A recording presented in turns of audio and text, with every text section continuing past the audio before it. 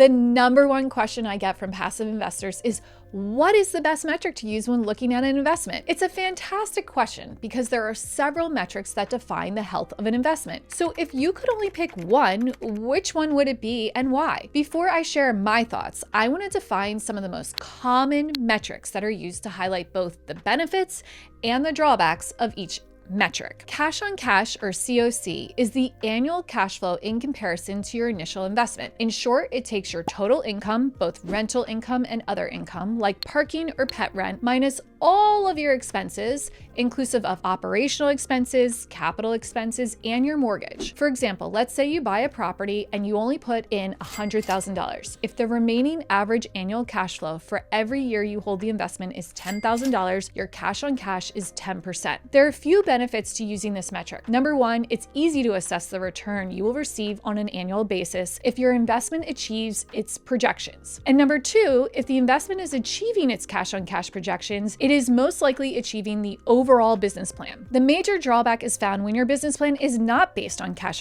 For example, new development projects or heavy reposition, sometimes referred to as a value add. In other words, using cash on cash for these two investment types does not provide any indication on how well the investment is doing. Average annual return, or AAR, is similar to cash on cash, but it also takes into considerations the profits which are received at sale. In other words, AAR takes the total cash flow and profits and divides it by the hold period. The greatest benefit is that it is very easy to understand and calculate. The major drawback is that it can be very misleading. As profits tend to be more significant than cash flow, it can dramatically impact the average. This makes AAR a very difficult metric to use as an ongoing metric for investment performance because it does not tell you when the profits were received, and it is a tough ongoing metric to use for yearly performance evaluation. The next metric, which is one of the most common metrics that is used, is internal rate of a return, or IRR. IRR utilizes AAR and the concept of time value of money. The major benefit is it can be used to compare investments against each other. The drawback, though, is that it's more complicated to understand and calculate, and similar to AAR in the fact that it's difficult